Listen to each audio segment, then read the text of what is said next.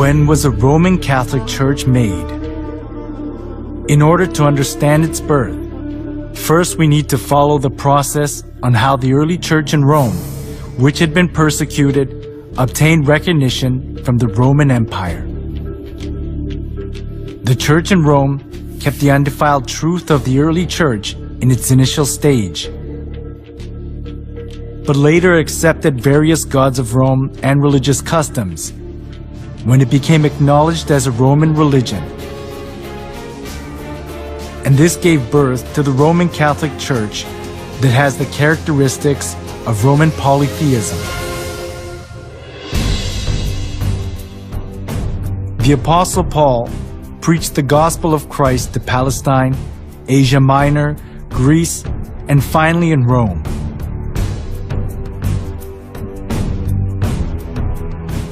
The church in Rome was not welcomed in its initial stage. It was because of the monotheism of Christianity, and the polytheism of Rome conflicted with each other.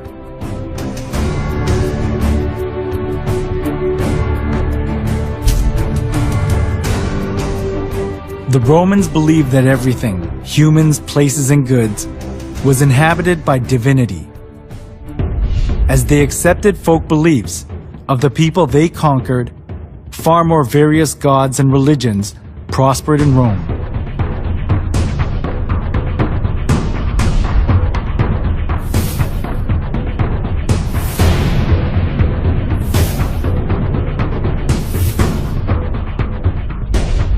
Christian monotheism that appeared in this age went counter to the polytheistic concept of Rome, especially as the Roman emperors approved all the religions of the people they conquered in order to rule over them and to achieve their political purposes.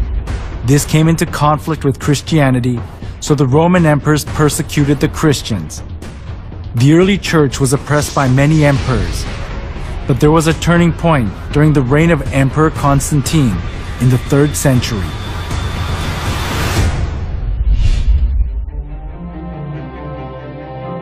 In 313, Emperor Constantine proclaimed the Edict of Milan. The edict approved Christianity as a legal religion of Rome and gave legal privileges and immunity from military duty and taxes to the Christian clergy.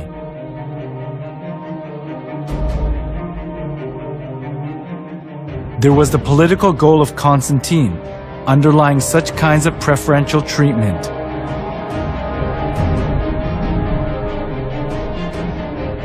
It was Mithraism, the sun worship religion, that was diffused throughout Rome. But all the Roman emperors deified themselves and enforced people to worship them. Some of the nobility were fascinated by the Egyptian mystery religion. So, Rome suffered from religious dissension within itself. At this, Constantine tried to make the best use of Christianity that had spread throughout the whole region of Rome, despite all sorts of persecution.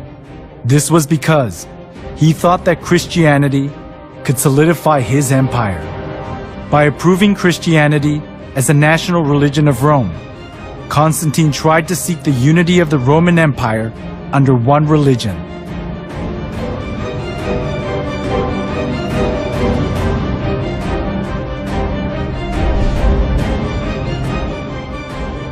Thanks to Constantine's pro-Christian policies, many believers of the polytheistic religions of Rome streamed into the Christian church.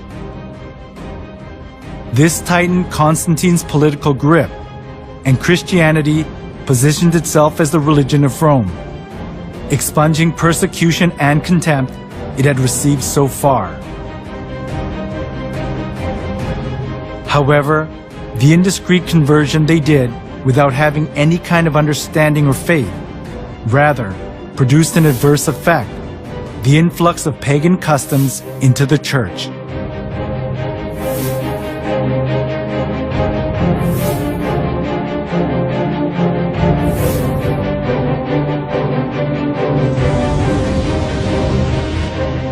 Those who were tainted with polytheism of Rome looked as if they had converted, but in actuality it wasn't easy for them to get rid of the religious rites and institutions of worshipping the sun, the moon, and the stars, and various gods and goddesses, which they had worshipped since their forefathers.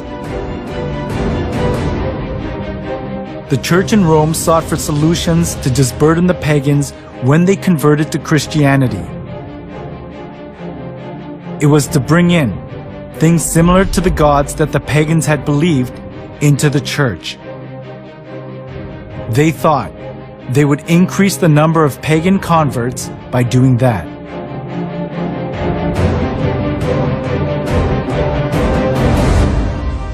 For the Christian bishops introduced, with but slight alterations into the Christian worship, those rites and institutions by which formerly the Greeks and Romans and others had manifested their piety and reverence towards their imaginary deities, supposing that the people would more readily embrace Christianity if they perceived the rites handed down to them from their fathers still existing unchanged among the Christians. The church in Rome that had been persecuted and despised wanted to put their roots down in Rome as an approved religion, even if they had to be mixed up with Roman polytheism.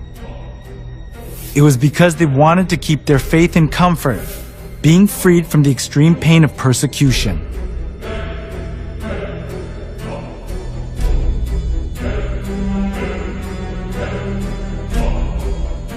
To attract more pagans, the church in Rome tried to Christianize various kinds of pagan gods to suit the Bible. One of the most representative things among them was accepting pagan customs of the sun god worship tradition. The church in Rome identified Jesus with the sun god.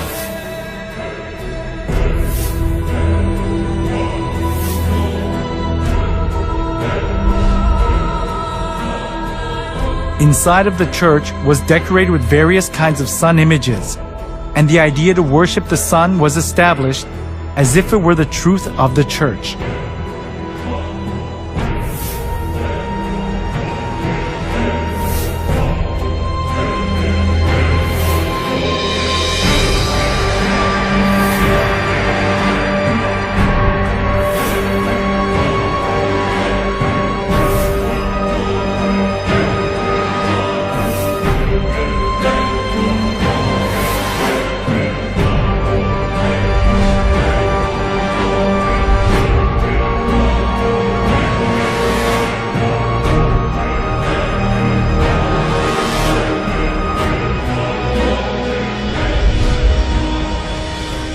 All judges, city people, and craftsmen shall rest on the venerable day of the sun. Constantine's edict in 321 played an important role in making the sun god worship faith to put its roots down in the church. Constantine continued to identify the sun with the Christian god in some way. When in 321, Constantine made the first day of the week a holiday, he called it the Venerable Day of the Sun, Sunday. The Christian church took over many pagan ideas and images. From sun worship, for example, came the celebration of Christ's birth on the 25th of December, the birthday of the sun. As the sun god worship mingled in with Christianity, the church in Rome was deprived of its purity of the early church and changed its appearance to the Roman Catholic Church.